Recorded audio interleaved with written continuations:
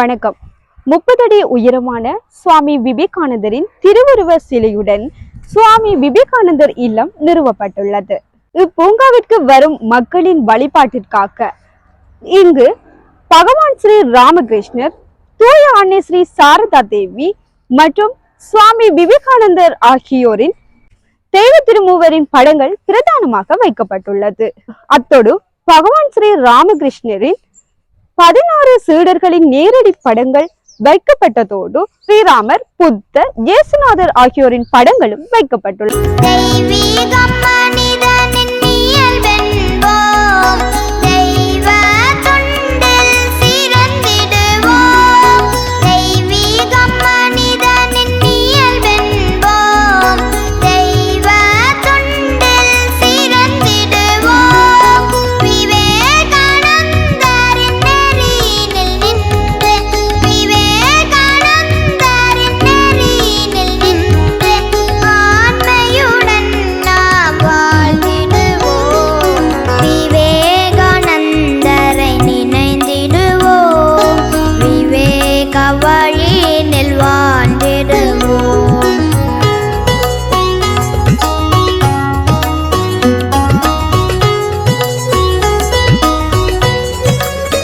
தற்போது ஐக்கிய ராஜ்யத்தில் வசிக்கும் திருப்பலகாமத்தை பிறப்பிடமாக கொண்ட மட் சிவானந்தா வித்யாலயத்தின் பழைய மாணவராகிய திரு க சத்குணேஸ்வரன் அவர்கள் தாம் உயர்தர கல்வியினை கற்கும் காலம் முதல் சுவாமி விவேகானந்தர் மீது ஆழ்ந்த பக்தியும் மரியாதையும் உடையவராகவும் அவரது மனிதகுல சேவை பணிகளில் மிகுந்த ஈடுபாடுடைய ஒருவராகவும் இருந்து தனது 23வது வயதிலே SWO நிறுவனத்தை ஸ்தாபித்தார்.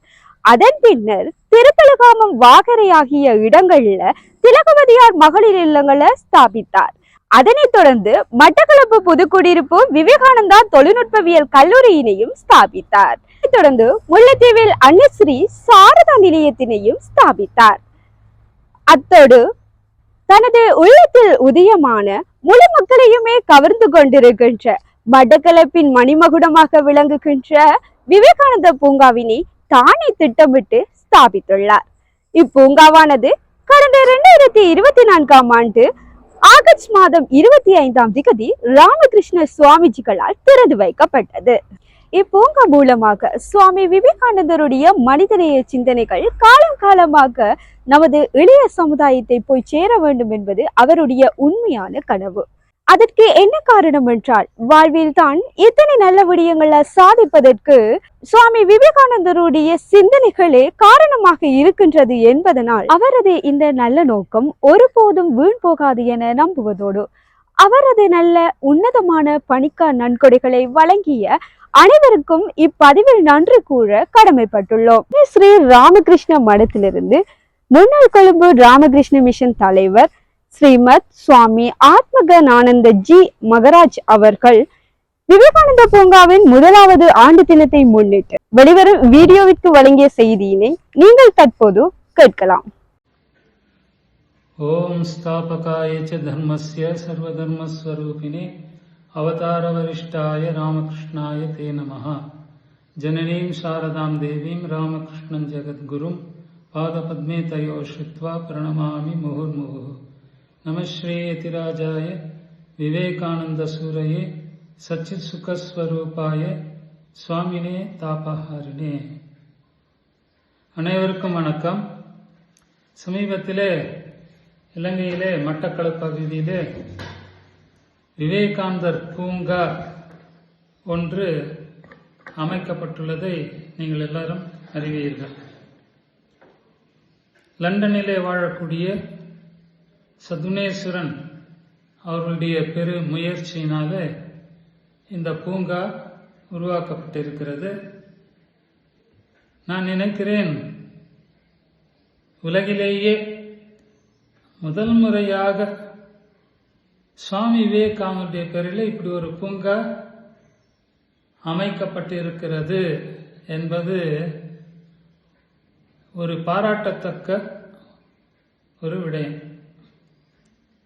அந்த பூங்காவிலே ஒரு விசேஷம் என்னவென்றால், விவேகானந்தருடைய பொன்மொழிகள் பல இடங்களிலே நிறுவப்பட்டிருக்கின்றன.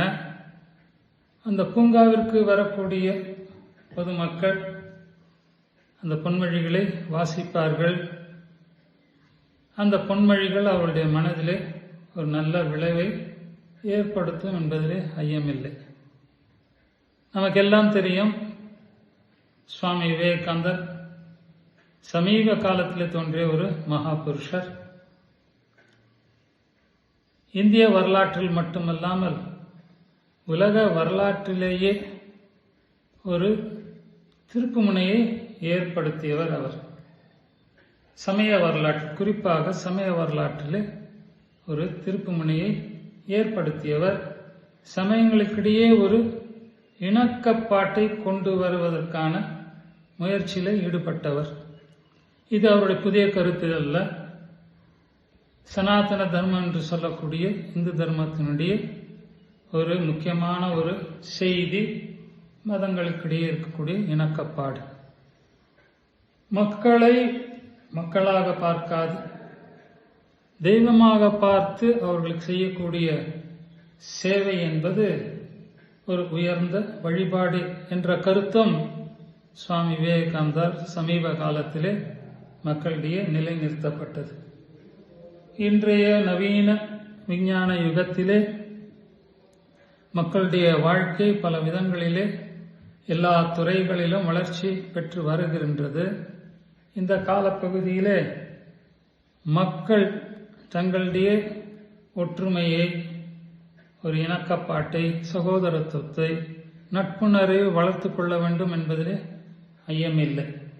இந்த ஒரு கருத்தை முன்வைத்து நம்முடைய அன்பர் சத்குணேசன் அவர்கள் பல வழிகளிலே முயற்சி செய்து வருகிறார்கள். அதனுடைய ஒரு அங்கமாகத்தான் இந்த பூங்கா அமைந்திருக்கிறது. இது உண்மையிலேயே ஒரு மிகவும் அற்புதமான ஒரு கருத்து, முயற்சி. நான் ஆரம்பத்தில் குறிப்பிட்டது போல இந்த வகையிலே இதுவரைக்கும் யாரும் அப்படி சிந்திக்கவில்லை. பூங்கா என்பது எல்லாரையும் கவரக்கூடிய ஒரு இடம். ஜாதி மத இன பேதமின்றி எல்லாரும் இயற்கை அழகிலே ஈடுபடுவது என்பது ஒரு சாதாரணமாக நாம் எதிர்பார்க்கக்கூடியது. அந்த இடத்துல வரக்கூடியவர்கள் விவேகானந்தருடைய இந்த உயர்ந்த சிந்தனைகள், மனிதனை நேசிக்க வேண்டும், மனிதனை மனிதனாக இல்லாமல் கடவுளாகவே நேசிக்க வேண்டும் என்ற ஒரு உயர்ந்த சிந்தனை அங்கு காணப்படுவதை நீங்கள் பார்க்கலாம். திரும்ப திரும்ப திரும்ப திரும்ப இந்த பூங்காவிற்கு இந்த கருத்துக்களை எல்லாம் நாம் வாசிக்கும் பொழுது இவை கொஞ்சம் கொஞ்சமாக நம்முடைய மனதிலே நல்ல மாற்றங்களை கொண்டு வரும் என்பதிலே சந்தேகம் இல்லை. இன்று உலகம் முழுவதிலுமே இன்றைக்கு இந்த செய்தி மிக மிக தேவையாக இருக்கிறது என்பதை நான் கூற தேவையில்லை. ஆகவே சத்குணேசன் அவர்களுடைய முயற்சியை நாம் மிகவும் பாராட்டுவோம். இன்னும் அவருடைய தொண்டு வளர வேண்டும். இந்த பூங்காவை மக்கள் அனைவரும் சென்று பார்த்து தங்களுடைய வாழ்க்கையிலே ஒரு நல்ல ஒரு மாற்றத்தை ஏற்படுத்தி கொள்ள வேண்டும். அதுதான் முக்கியம் என்று கூறி அனைவருக்கும் வாழ்த்து கூறி நிறைவு செய்கிறோம். நன்றி. மட்டக்களப்பு ராமகிருஷ்ண மிஷன் தலைவர் ஸ்ரீமத் நீலமாதவானந்தஜி மகராஜ் அவர்கள் இப்பூங்காவின் முதலாவது ஆண்டு தினத்தை முன்னிட்டு வெளிவரும் இவ்வீடியோவிற்கு வழங்கிய செய்தியினை நீங்கள் கேட்கலாம்.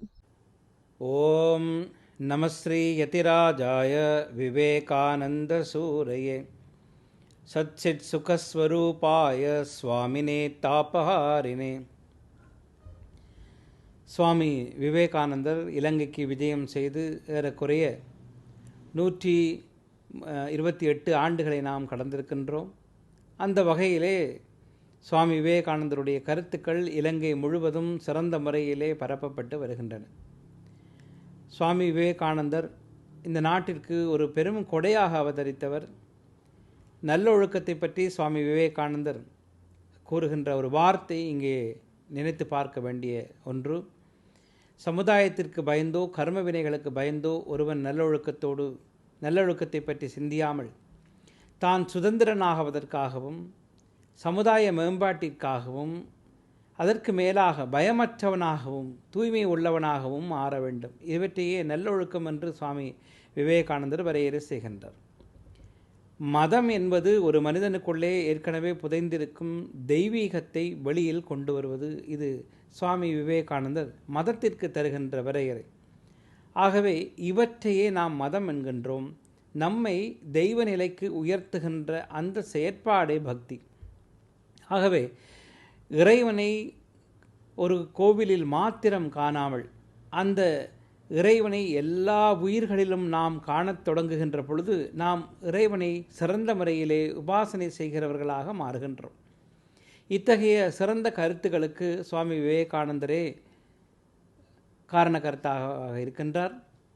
அவர் மேலை நாடுகளினுடைய கருத்துக்களை சொல்கின்ற பொழுது நாம் மேலை நாட்டிலே இருந்து கல்வியை எடுத்துக்கொள்ள வேண்டும். அவர்கள் நமக்கு தொழில்நுட்பம் சம்பந்தமான ஆய்வு சம்பந்தமான விஷயங்களை நமக்கு கற்றுத்தரும் வல்லமை உடையவர்கள்.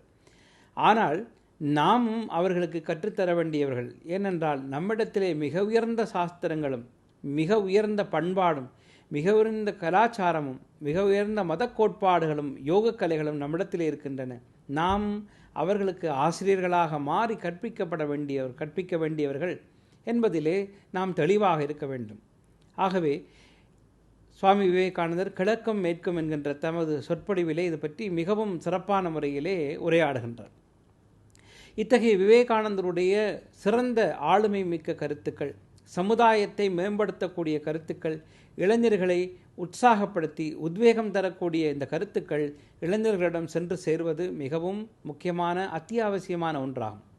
அந்த நிலைப்பாட்டை பொறுத்தவரையில் இலங்கை தீவிலே மட்டக்களப்பு இந்த மண்ணிலே சுவாமி விவேகானந்தருடைய பெயரினாலே இயங்கி வருகின்ற சமுதாய மேம்பாட்டு அறக்கட்டளை அவர்கள் திரு சத்குணேஸ்வரன் அவர்களுடைய பெருமுயற்சியின் காரணமாக, அவருடைய உழைப்பின் மூலமாக, பல அன்பர்களின் கூட்டு முயற்சியோடு சுவாமி விவேகானந்தர் பூங்காவினை முதன்முறையாக இந்த உலகத்திலே ஆக்கி தந்திருக்கின்றார். இங்கே விவேகானந்தருடைய மாபெரும் திருவுருவச் சிலையோடு இங்கே இலங்கை தீவிலே மிகவும் கடினமான சூழ்நிலைகளுக்கு மத்தியிலும் மக்கள் பணி செய்த சுவாமிகளின் திருவுருவச் சிலைகளை நிறுவி அங்கே சுவாமி விவேகானந்தருடைய பொன்மொழிகளையும் காட்சிப்படுத்தி இங்கே வருகின்ற இளைஞர்களும் குழந்தைகளும் சுவாமி விவேகானந்தரை பற்றிய அந்த மேலான கருத்துக்களை தம்முடைய சிந்தைகளிலே ஏற்றிச் செல்லும் வண்ணம் செய்திருக்கின்றார் திரு சத்குணேஸ்வரன் அவர்கள். இந்த பூங்கா உருவாக்கப்பட்டு இப்பொழுது இந்த வருடத்தோடு இந்த ஒரு வருடத்தை அது பூர்த்தி செய்திருக்கின்றது. பல்லாயிரக்கணக்கான மாணவர்களும் இளைஞர்களும் பெற்றோர்களும் அங்கே வந்து செல்வதை நாம் அவதானிக்கின்றோம். இந்த உண்மையான கருத்துக்களை அவர்களிடத்திலே கொண்டு செல்வதற்காக பாடுபடுகின்ற அவருடைய அமைப்பைச் சேர்ந்தவர்களுக்கும் இளைஞர்களுக்கும் என்னுடைய மனமார்ந்த வாழ்த்துக்களை தெரிவிப்பதோடு, சுவாமி விவேகானந்தர் இளைஞர்களிடத்திலே உண்மை, தைரியம், விவேகம், நன்னடத்தை, சமுதாய சேவை போன்ற நல்ல அளப்பரிய கருத்துக்களை விதைத்திருக்கின்றார். அந்த கருத்துக்கள் இளைஞர்களிடம் கொண்டு செல்வதற்கான தருணம் இது. இந்த பூங்காவினை இளைஞர்கள் பயன்படுத்தி கொள்ளுகின்றார்கள். உங்கள் அனைவரையும் ஒரு முறையேனும் அங்கு வந்து சுவாமி விவேகானந்தருடைய இந்த கருத்துக்களை, சீரிய கருத்துக்களை கற்றுச் செல்லுமாறு அன்புடன் அழைப்பதோடு, இந்த பூங்காவிற்கு காரணகர்த்தா ஆகிய திரு சத்குணேஸ்வரன் மற்றும் அவருடைய குழுவினரை வாழ்த்தி அமைகிறேன். நன்றி, வணக்கம். அனைவருக்கும் உளங்கனிந்த வணக்கங்கள். ஈழத்திலே தமிழுக்கும் சமயத்திற்கும் தொண்டாற்றுவதற்காக வந்து உதித்த சுவாமி விபுலானந்தருடைய வாழ்க்கை இன்றும் ஆய்வாளர்களால் ஆராயப்பட்டு கொண்டிருக்கின்றன. அந்த அளவிற்கு ஒரு பரந்து விரிந்த ஒரு கடலாக சுவாமி அவர்கள் பார்க்கப்படுகின்றார். இவர் மட்டக்களப்பு மாவட்டத்திலே கல்மையிலிருந்து 5 மைல் தொலைவில் உள்ள காரதீவிலே 1892ஆம் ஆண்டு சுவாமி அவர்கள் பிறந்த பொழுது, அவ்வேளையில் அவருடைய பெற்றோர் அவருக்கு இட்ட பெயர் மயில்வாகனனார். பின்னர் சுவாமி அவர்கள் தனது கற்றல் நடவடிக்கைகளை எல்லாம் முடித்த பின்பு துறவரம் மேற்கொண்டு இந்தியாவிலே ராமகிருஷ்ண மிஷனுடைய பணிகளிலே ஈடுபடுவதற்காக தன்னை அர்ப்பணித்து சுவாமி விபுலானந்தர் என்ற நாமத்தோடு அவர் தனது பணிகளை ஆரம்பித்தார். சுவாமி அவர்களை பற்றி பல ஆய்வாளர்கள் இன்றும் ஆராய்ந்து கொண்டிருப்பது எமது தமிழ் வரலாற்றிலே ஓர் போற்றத்தக்க விடயமாக பார்க்கப்படுகின்றது. அந்த வகையிலே சுவாமி அவர்கள் பல தமிழுக்கு பல தொண்டுகளை ஆற்றியிருக்கின்றார். அண்ணாமலை பல்கலைக்கழகத்தை உருவாக்கினார். அது உருவாக்கியது மட்டுமல்ல, அங்கே அந்த பல்கலைக்கழகத்திலே முதல் துறை பேராசிரியராகவும் அவர் அங்கே பணிபுரிந்தார். அப்படி ஒரு இலங்கையிலே பிறந்து இந்தியாவிலே தனது பணியினை மேற்கொண்ட எமது முத்தமிழ் வித்தகர் சுவாமி விபுலானந்தருடைய நாங்கள் நினைவு கூறும் முகமாக அவருடைய பணிகளை போற்றுவதற்காக அவருடைய பணிகளை நாங்கள் மதித்து எமது விவேகானந்த இந்த பூங்காவிலே இப்பொழுது அவருக்கு ஒரு சிலை வடிவமைக்கப்பட்டு அந்த சிலை இங்கே நிறுவப்பட்டுள்ளது. இந்த சிலையின் ஊடாக இங்கு வருகின்ற மாணவ சமுதாயமும் மற்றவர்களும் பார்த்து சுவாமி அவர்களுடைய வாழ்க்கை வரலாறுகளை அறிந்து கொள்வதற்கு இது ஒரு பக்கபலமாக இருக்கும் என்பது எமது நம்பிக்கையாக இருக்கின்றது. அந்த வகையிலே சுவாமி அவர்களுடைய அருளாசிகள் எமக்கு இருந்த காரணத்தினால் அவரை போற்றுவதற்கு இந்த இடம் பொருத்தமாக இருப்பதை நாங்கள் உணர்கின்றோம். சுவாமி நடராஜானந்தா 1903 பிறந்தவர். இவர் காரதீவை சேர்ந்தவர், சொந்த இடம். இவர் சுவாமி அவர்கள் ராமகிருஷ்ண மிஷனிலே சுவாமி விபுலானந்த அடிகளாரின் பின்னர் அவருடைய மறைவிற்கு பின்னர் ராமகிருஷ்ண மிஷனுடைய பொறுப்புகளை எல்லாம் எடுத்து ராமகிருஷ்ண மிஷனை வழிப்படுத்தி அதன் வளர்ச்சிக்காக பாடுபட்டவர். 1900 ஆண்டுகளில் அவருடைய பிறப்பு அமைந்திருக்கின்றது.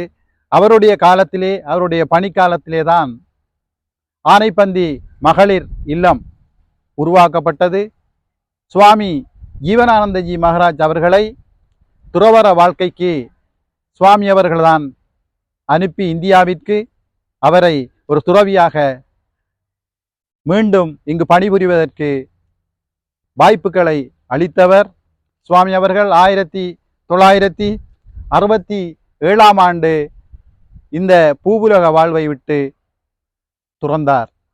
அவருடைய பணிகள் இன்றும் அவருடைய காலத்திலே ராமகிருஷ்ண மிஷனிலே இருந்து கல்வி கற்ற பல மாணவர்கள் இன்று உயர்ந்த நிலையில் இருப்பது எங்களால் பார்க்கக்கூடியதாக இருக்கின்றது. பல கல்விமான்களையும் பல அறிஞர்களையும் பல துறவிகளையும் உருவாகுவதற்கு வழி சமைத்து கொடுத்த சுவாமி அவர்களுக்கு இந்த விவேகானந்த பூங்காவிலே நாங்கள் ஒரு சிலையினை கல்லடி ராமகிருஷ்ண மிஷனுடைய வளர்ச்சிக்கு மிகவும் பாடுபட்ட ஒரு துறவியாக சுவாமி ஜீவனானந்தஜி மகாராஜ் அவர்களை நாங்கள் நினைத்து பார்க்கின்றோம். சுவாமி அவர்களுடைய காலத்திலே தான் கல்லடி ராமகிருஷ்ண மிஷன் ஓர் உயர்ந்த நிலைக்கு மாற்றப்பட்டு மாணவர்களுடையக்கான வசதிகள் செய்து கொடுக்கப்பட்டதாக வரலாறுகள் கூறுகின்றன. சுவாமி அவர்கள் சிவானந்தா பாடசாலையிலே தான் தனது கல்வியை தொடர்ந்திருக்கின்றார். அங்கு இருக்கும் பொழுதுதான் அவர் துறவரத்தை மேற்கொள்வதற்காக சுவாமி நடராஜானந்தா அவர்களுடைய வழிகாட்டலில் அவர் இந்தியாவிற்கு அனுப்பப்பட்டு அங்கு இருந்து துறவியாக மீண்டும் 1966 ஆண்டு சுவாமி அவர்கள் கல்லடி ராமகிருஷ்ண மிஷனை பொறுப்படுத்ததிலிருந்து மிகவும் தன்னுடைய வாழ்க்கையிலே எமது சமுதாயத்திற்காக எமது சமயத்திற்காக அந்த ராமகிருஷ்ண மிஷனை நம்பி கல்வி கற்கின்ற மாணவர்களின் எதிர்கால நன்மைக்காக சுவாமி அவர்கள் மிகவும் பாடுபட்டார். சுவாமி அவர்கள் ராமகிருஷ்ண மிஷனை பொறுப்படுத்த காலத்திலே அந்த ராமகிருஷ்ண மிஷனை முன்னெடுப்பதற்கான நிதி வசதிகள் போதாத காரணத்தினால் சுவாமி அவர்கள் வீடு வீடாக சென்று நிதி திரட்டிய வரலாறுகள் இருக்கின்றன. மாதம் ஒரு முறை ஒரு வீட்டிலிருந்து 2 ரூபாய் அறவிடுவதென சுவாமி அவர்களும் அவருடைய இணைந்த கூட்டத்தினரும் முடிவெடுத்ததை தொடர்ந்து இந்த நிதி வசூலிக்கப்பட்டு வந்துள்ளது. அந்த வகையிலே இன்று சுவாமி ஜீவனானந்தஜி மகராஜ் அவர்களிடம் அவருடைய காலத்திலே கல்வி கற்று பல அறிஞர்கள், மகான்கள், துறவிகள் எல்லாம் இன்று இருப்பதை நாங்கள் நினைக்கும் பொழுது மிகவும் மகிழ்ச்சியாக இருக்கின்றது.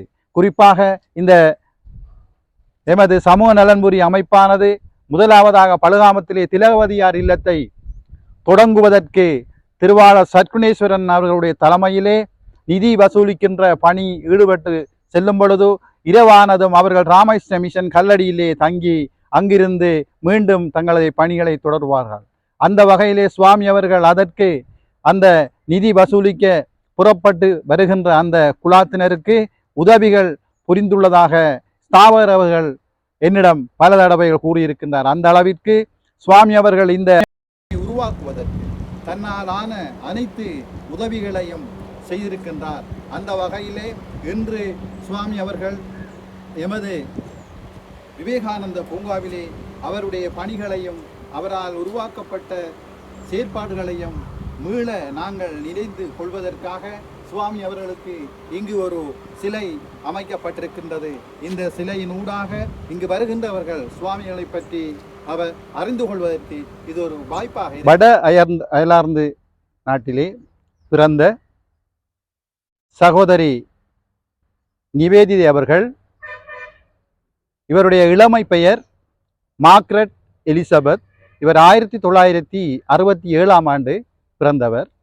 1895 ஆண்டு சுவாமி விவேகானந்தரை லண்டன் மாநகரிலே சந்திக்கின்றார். அப்பொழுது சுவாமி அவர்களை தரிசனம் செய்த பின்னர் சுவாமி அவர்கள் அவரை ஆசீர்வதித்து அவருக்குரிய அருளை வழங்கினார். அந்த அருளின் நிமித்தம் சகோதரி நிவேதிதா அவர்கள் தன்னுடைய வாழ்க்கையிலே பாரிய மாற்றங்களை ஏற்படுவதற்கு சுவாமி விவேகானந்தருடைய வழிகாட்டல்கள் அவருக்கு பக்கபலமாக இருந்தது. அவர் சுவாமி அவர்களுடைய அந்த ஆசியினை பெற்றதிலிருந்து மீண்டும் பாரத தேசத்திற்கு, இந்தியாவிற்கு வருகின்றார்.